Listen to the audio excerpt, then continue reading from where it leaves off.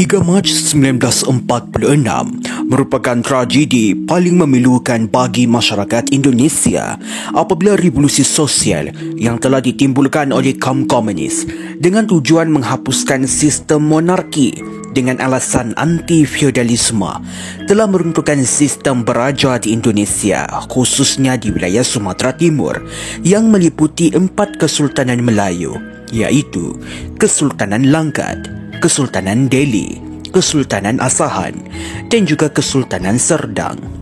Awal mulanya peristiwa ini bermula daripada pasca kemerdekaan Indonesia di Jakarta pada 17 Ogos 1945.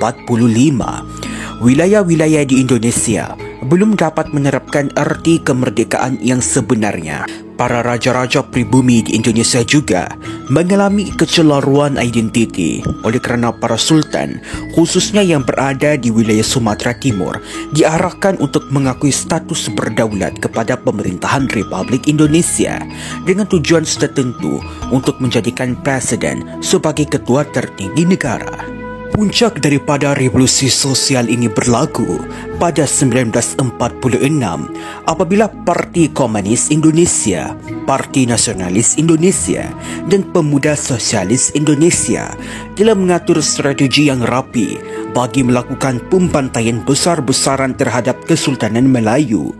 Semangat bergejolak bagi melakukan revolusi telah membuak-buak dalam diri mereka sehingga tidak banyak yang menghalang revolusi ini kerana khawatir akan ditangkap.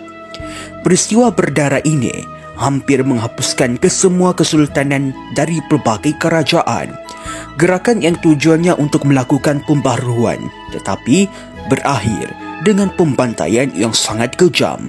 Bahkan sultan, putera kerajaan dan para pembesar turut dibunuh dengan kejam, manakala terdapat juga puteri-puteri kerajaan yang diperkosa di depan ayahanda mereka. Kesultanan Asahan di Tanjung Balai. Pada sekitar 6 pagi, banyak masyarakat mula berkumpul di perkarangan istana kerana mendapat perkabaran bahawa Belanda akan mendarat di Tanjung Balai. Tetapi itu semua telah berubah apabila terdapat sekelompok orang yang terdiri daripada Pemuda Sosialis Indonesia, Parti Komunis Indonesia dan juga Kui Tui Sintai atau Barisan Harimau Liar dan beberapa kelompok lain mula menyerbu istana dan kemudian membantai para bangsawan, pekerja istana dan juga putra mahkota. Bahkan harta benda mereka juga turut dirampas. Walaupun dalam peristiwa ini Sultan Asahan sempat melarikan diri melalui pintu belakang. Kesultanan Melayu Delhi. Sama seperti di daerah-daerah lainnya, revolusi sosial ini bahkan sudah sampai di Delhi atau sekarang dikenali sebagai Medan. Peristiwa yang cukup tragik ini pun terjadi. Kekecauan terjadi di Istana Delhi. Aksi tembak-menembak terjadi. Tetapi Sultan Delhi ketika itu sempat diselamatkan oleh tentera Inggeris dan juga tentera kerajaan. Namun sayangnya, banyak bangsawan-bangsawan Melayu, orang-orang yang menggunakan nama berpangkal Wan serta Melayu Delhi banyak dibunuh ketika itu. Kesultanan Melayu Serdang. Daripada rentetan peristiwa berdarah, hanya Istana Kesultanan Serdang sahaja yang tidak diserang.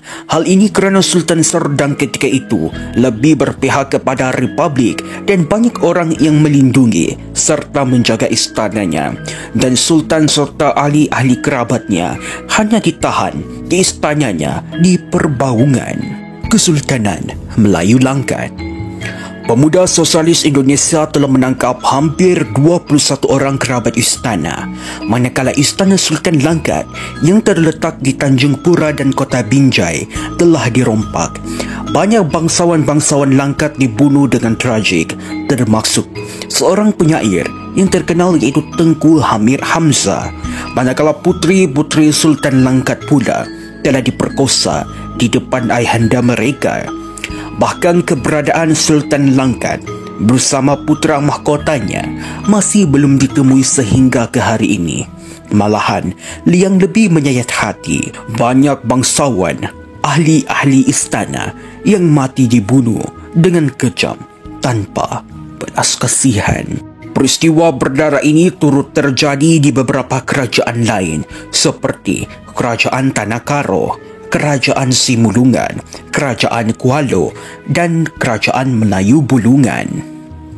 Peristiwa yang tragik ini sudah tentu akan menjadi trauma yang dahsyat, khususnya masyarakat Melayu yang berada di Indonesia ketika itu apabila selama ini mereka hidup dengan damai. Tetapi semuanya berubah apabila ada anasir dan propaganda yang ditimbulkan oleh Parti Komunis Indonesia yang telah menyebabkan revolusi dalam kalangan masyarakat yang berakhir kepada keruntuhan sistem monarki di Indonesia.